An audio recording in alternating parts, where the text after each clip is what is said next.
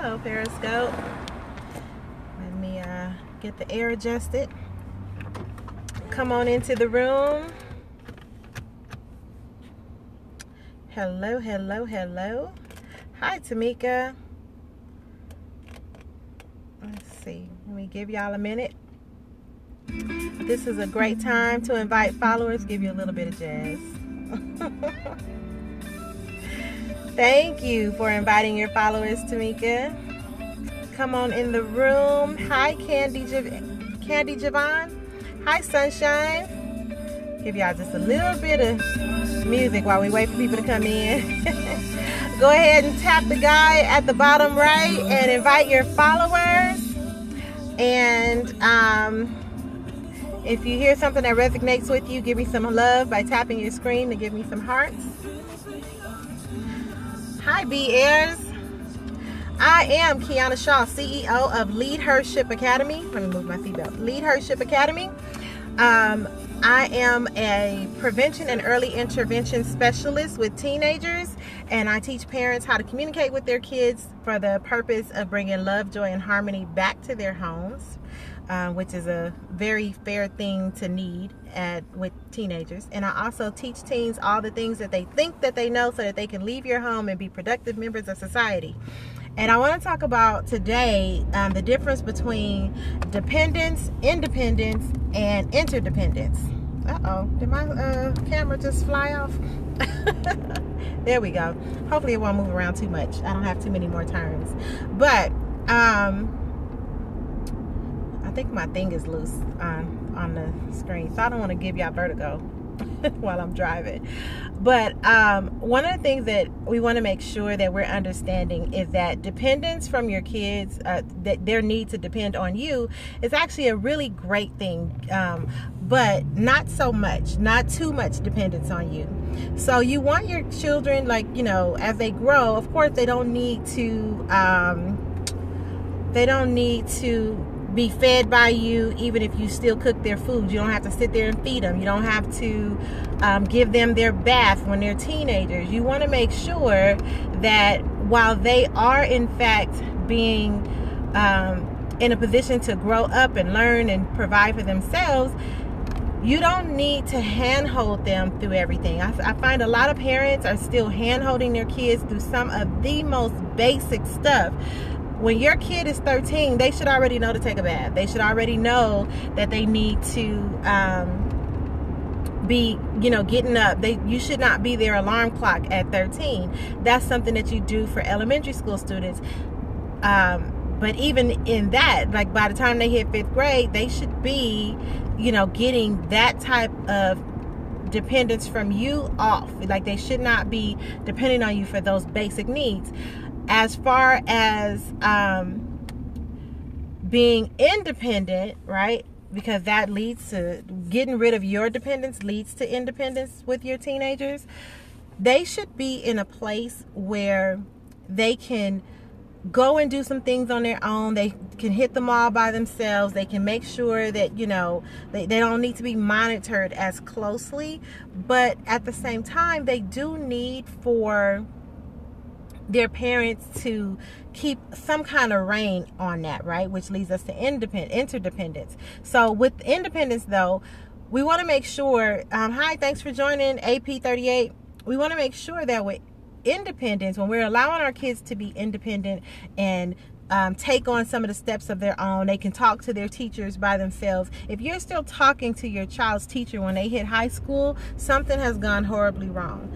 And not that you can't communicate with the teacher, but your child should be able to communicate about their grades. They should be able to figure out what it is that they need to do to get to their next level, to if their grade is dropping, what they can do to raise it.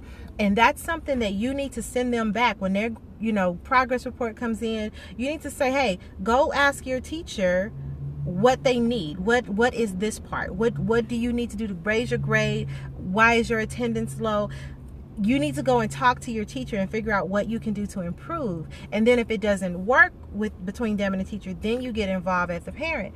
But they should be able to be independent enough to go, hi HR Brain for Hire, that's Delmar. Hey lady.